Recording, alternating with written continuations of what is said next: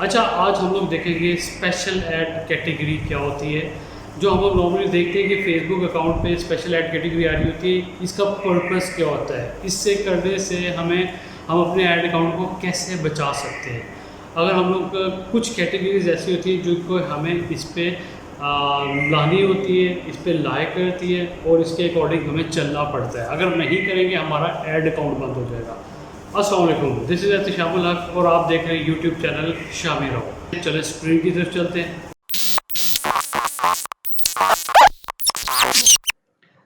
अच्छा, तो ये अब हम आ गए हैं स्क्रीन पे और यहाँ पे आप देखेंगे कि मेरे पास 3 लेवल आ रहे हैं, campaign level, ad set level और एड लेवल। ठीक है, यहाँ पे मैंने इनको नाम दे दिए हैं। अच्छा, कैंपेन लेवल पे हम लोग क्या करते हैं कि सबसे पहले हमारे पास क्या चीज़ आती है, नाम रख दिया हम लोगों ने अपने ऐड का। फिर उसके बाद हम लोग क्या रखते हैं यहाँ पे, स्पेशल ऐड कैटेगरी। हमारे पास स्पेशल ऐड कैटेगरी है क्या, ये हम लोगों को ऐड चलाते वक्त इसको कब यूज़ करना है, कब यूज़ नहीं करना, ये आज हम देखेंगे। अच्छा, स्पेशल ऐड कैटेगरी में आप सबसे पहले तो आप इसको रीड आउट कर लें सारा, ठीक है। और फिर इसमें आप कैटेगरी को सिलेक्ट करें। इसके अंदर आपके पास 4 से 5 ऐसी कैटेगरीज आएंगी। जब भी आप उससे रिलेवेंट ऐड चला रहे होंगे तो आप इन कैटेगरी को यूज़ करेंगे। फॉर एग्जांपल क्रेडिट है, फॉर एग्जांपल एम्प्लॉयमेंट है, हाउसिंग है, सोशल इश्यूज, इलेक्शन और पॉलिटिकल इश्यूज हैं, देन आप यहाँ से कैटेगरी चूज करेंगे। मैं यहाँ पे एक छोटी सी एग्जांपल लेता हूँ, ठीक है, एम्प्लॉयमेंट की। अगर मैंने कोई हायरिंग करनी है, ठीक है, और मैं चाहता हूँ कि मैं अपने एक कंपनी में कोई मेल फीमेल्स को हायर करूँ और मैं ऐड चलाना चाहता हूँ। अगर मैं स्पेशल ऐड कैटेगरी को सिलेक्ट नहीं करूँगा तो मेरा ऐड अकाउंट बंद हो जाएगा। This is policy violation.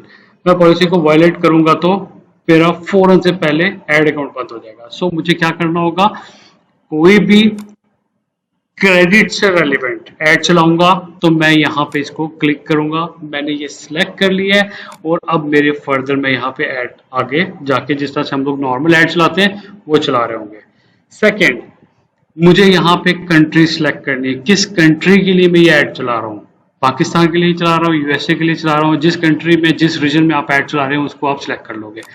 उसके अलावा फॉर एग्जांपल मैं यहाँ पे स्टार्टिंग में जब मैं स्टार्ट किया था मेरा एक ऐड अकाउंट बंद हुआ था। मैंने हायरिंग के लिए एक फ्रीलांसर में हायर करना चाह रहा था और मैंने इसको स्पेशल ऐड कैटेगरी को सिलेक्ट नहीं किया था, जिसकी वजह से मेरा ऐड अकाउंट बंद हो गया था। फिर नया ऐड अकाउंट बनाया, वो सारी चीज़ें नहीं की, मेरा मेच्योर ऐड अकाउंट बंद हो गया। सो इससे आप इस तरह से बच सकते हैं। यहाँ से आप जाके सिंपल एम्प्लॉयमेंट को सिलेक्ट करेंगे और आपका ये एम्प्लॉयमेंट का ऐड चला सकते हैं। इसी तरह हाउसिंग को है, इसी तरह सोशल इश्यूज को है, आप इसको पूरा पढ़ें। अच्छा, हाउसिंग में जब आप फॉर एग्जांपल किसी सोसाइटी पे काम कर रहे हैं, सोसाइटी का प्लॉट सेल कर रहे हैं, घर बेच रहे हैं या कोई भी इस तरह की एक्टिविटी कर रहे हैं, पाकिस्तान में ये ओपन है, आप इसको यहाँ पे सिलेक्ट नहीं करोगे। ठीक है, रियल एस्टेट लिस्टिंग के लिए आप इसको सिलेक्ट करोगे। होम ओनर्स इंश्योरेंस के लिए, मॉर्गेज लोन्स के लिए आप इस हाउसिंग को सिलेक्ट करोगे। अदरवाइज अगर आपने सिर्फ प्लॉट सेल करने हैं तो आप इसको सिलेक्ट नहीं करोगे।